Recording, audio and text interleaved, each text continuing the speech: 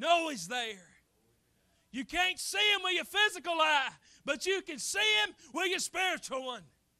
And you know He's there. We got to learn to start seeing things from a different perspective. Right? It says to set at liberty them that are bruised.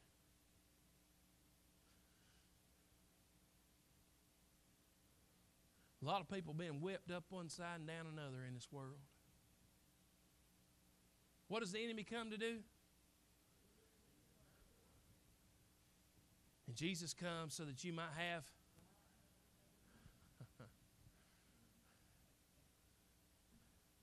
Jesus came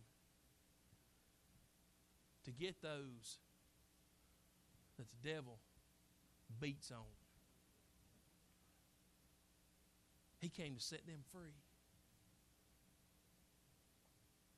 How awesome that is. To set those free that have known nothing but being beaten by this world time and time again. Jesus said, I've been anointed to preach and to heal. Preach and heal. Verse number 19, he said to preach the acceptable year of the Lord. Verse 20 says he closed the book and gave it again to the minister and sat down. Well, that must have been like that day in that little church. Remember, Jesus didn't expound upon what he just read. He read it and then sat down. But there was something different that day. There was something different that day. Because it says, and the eyes of them all that were in the synagogue were fastened on him. And he began to say to them when he knew he had their attention. Y'all listen to me? God ain't going to waste His time telling you something if you ain't going to listen to it. He didn't say nothing else until He knew they was watching and they wanted to know what He was doing.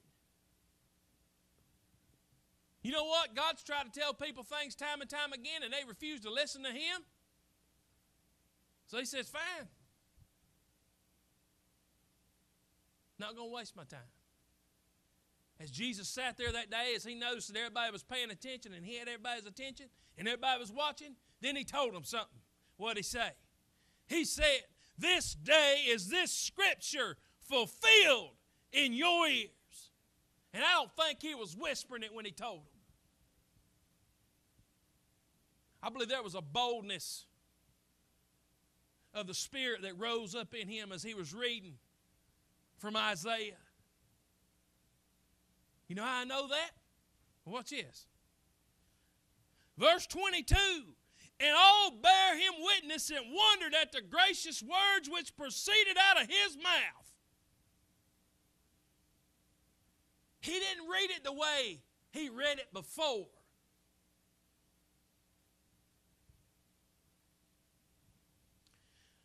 Is not this Joseph's son? Y'all ain't listening to me. He said, there's something different about this man. Something's different about him. This is Joseph's boy. What's the problem here? He ain't acting the way he used to act. Something's different.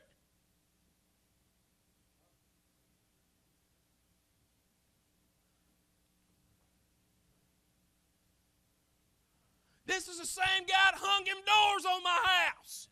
He's talking different. He's acting different. There seems to be power on him. What's the deal?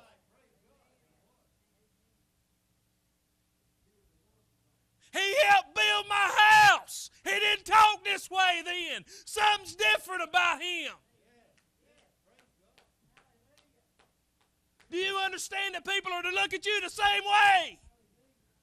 He ain't the same way no more. He don't talk the same. He don't act the same. He don't go to the same places. He don't do the same things.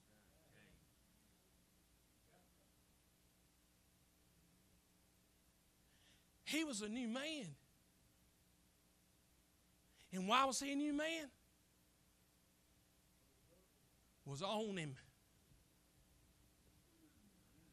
And look, Jesus was always a good man.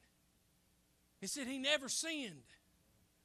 And to imagine these people saw a good man and he was different in their eyes now. I'm talking about a big change.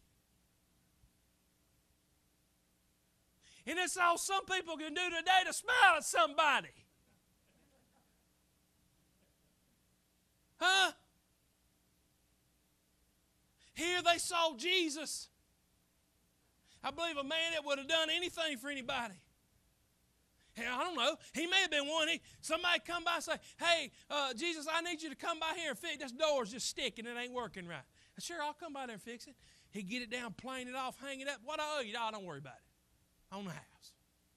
Glad I could do it for you. I don't know, but I kind of imagine that's probably the way he was. He wasn't a man of worldly gain.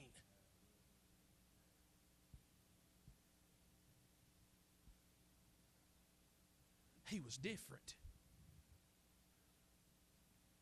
And the people were amazed.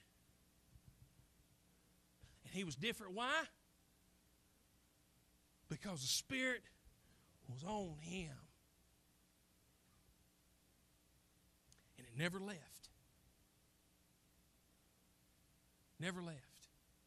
It resided in him. All of a sudden, people start saying, now that's Joseph's boy. He said unto them in verse 23, ye will surely say unto me this proverb, physician, heal thyself. They did. Remember when they mocked him when he was on the cross? They said, if you're the Son of God, get yourself down off of there. Even when they was beating him, whipping him, they'd say, prophesy unto us, who hit you? Y'all remember that?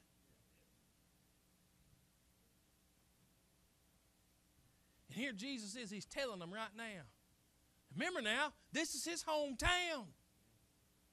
This is people he grew up around. And all of a sudden, because they saw something was different, they didn't want to have nothing to do with him. Ain't it amazing how people you thought loved you, when you get full of God, they don't want to have nothing to do with you no more. Huh? You tell me you start finding people don't have nothing to do with you no more, and then you know you got enough of God in your life. But see, we want everybody to like us. Jesus didn't care. He said, the Spirit of the Lord is upon me. I've come to do a job. And I don't care if you like me or not. I'm not going to change just because of you. I'm this way because it's God's plan. And I'm willing to accept it. Y'all understand that he could have said, you know what, I don't like this. I'd rather these people be my friends. I don't want this no more. But he didn't. You see, that's how the Word can say, he was likewise tempted in all points as we are. It wasn't just when he was tempted times, he was tempted all the time. In every situation you would go through, people say, Jesus, why don't you just change? We liked you the way you used to be. Nobody ever said that, none of y'all have it. Okay, none of y'all ever changed, have you? Huh? Has anybody ever said that to you? We liked you the way you used to be. We liked it when you come hang out in the bar with us. Huh?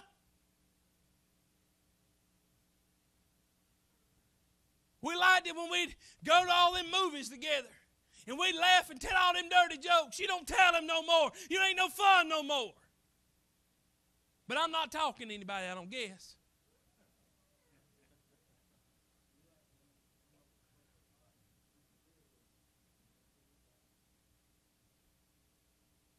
That's exactly right.